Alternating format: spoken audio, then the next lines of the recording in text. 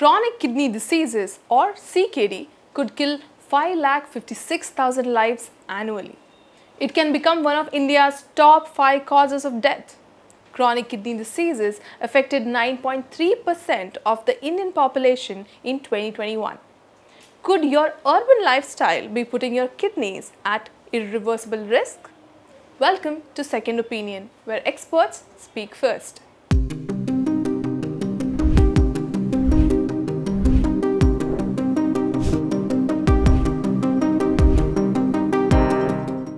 A recent study published in the International Urology and Nephrology Journal reveals that in 2021 alone, CKD affected 128 million Indians, which led to 1,75,637 deaths and 6.49 DALYs.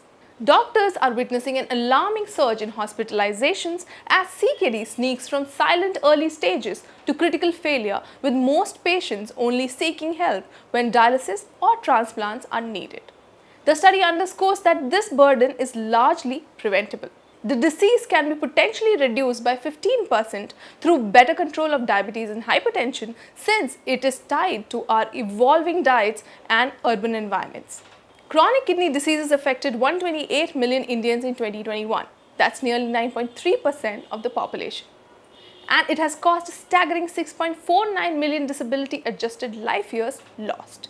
If current trends continue, by 2040, CKD could cause over 5,56,000 deaths annually, pushing it into the top 5 leading causes of deaths in India. Most patients only seek help when dialysis or a kidney transplant becomes inevitable. These early signs are often dismissed as fatigue or stress, but they signal damage from prolonged high sodium exposure, urban stressors, and lifestyle risks highlighted in the study.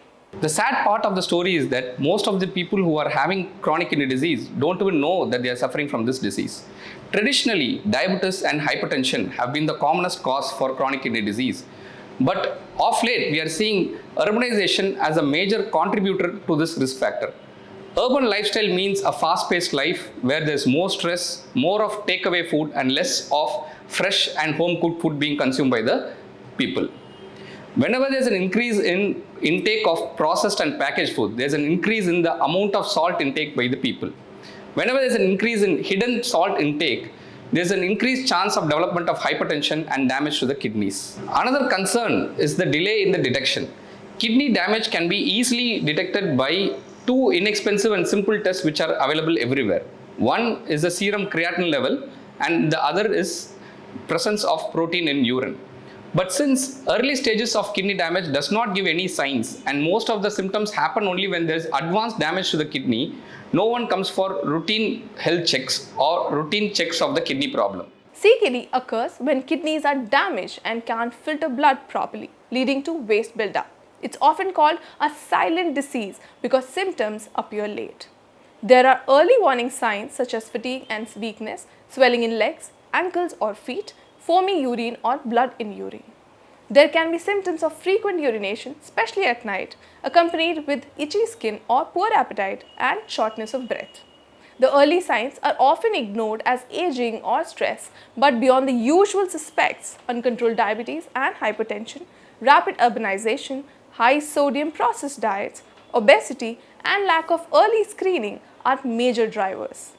In the long term, CKD leads to heart diseases, anemia, bone problems, and end-stage failure requiring lifelong dialysis. In that category, I would say taking adequate water as per their thirst, as per their job profile, and as per their requirement. So that is the most important thing, because water requirement need not be the same for everybody. So reduce the salt intake, because we are prolific salt eaters. South Indian diet, we will have at least 10 to 15 grams of salt if you put in 3 all meals. What the WHO says is never exceed 5 to 6 grams of salt if you want a healthy lifestyle. So most often, let's say in my practice, if I see 10 patients with chronic kidney disease, 8 of them I will at least see them only when they are in stage 4 and stage 5.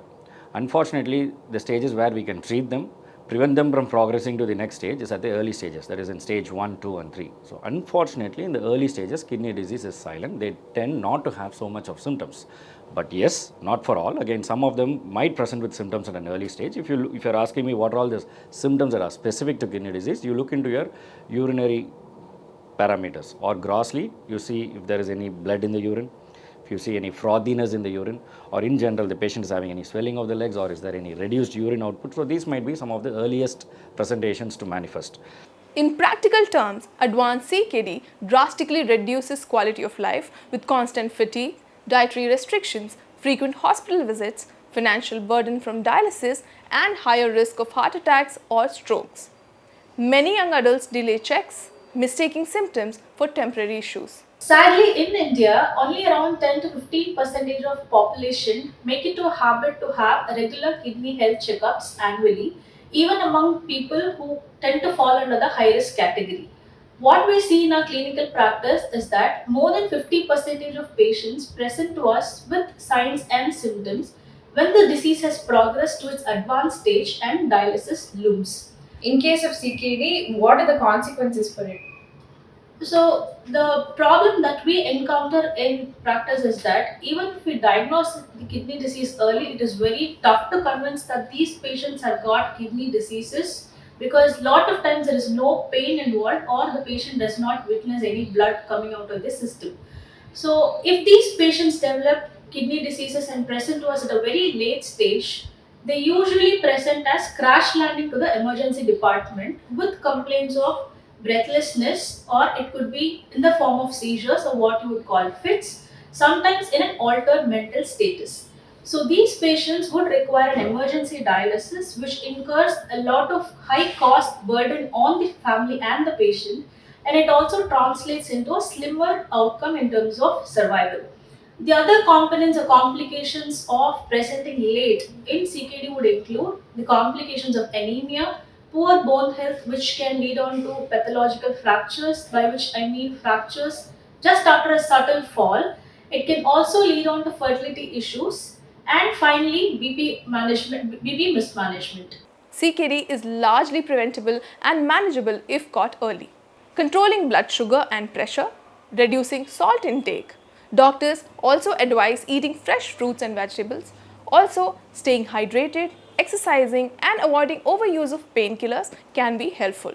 So there are people on stage 5 chronic kidney disease, which means he has to depend on some other modes of support for survival. So he has reached that stage. That's when we call it as ESRD, end stage kidney disease. At this point of time, there are only 2 options available. So both the options we call it as kidney replacement therapies, but only 2 options are available right now. One is either going through a dialysis or going through a transplant. Only these 2 will ensure his continual survival. Now, if in any day, transplant is the best option. There is no doubt about that because it offers better quality of life, it gets you back to your normalcy and gives you a longer survival advantage. So transplant is the best option any day. No thoughts, no second thoughts on that when an ideal donor and everything is available. But unfortunately, we have an acute organ shortage. Not everybody ends up getting a transplant. So in that case, dialysis is the option. So what has happened in dialysis over the past, let's say 3 or 4 decades is tremendous improvement.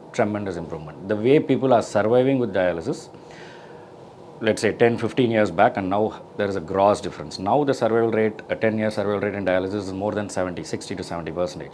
10 years back it was just 40 to 50%. So it is improving, the quality of life is improving. Get regular screening, simple blood and urine tests, especially if you have diabetes, hypertension, or family history. Early action can save your kidneys.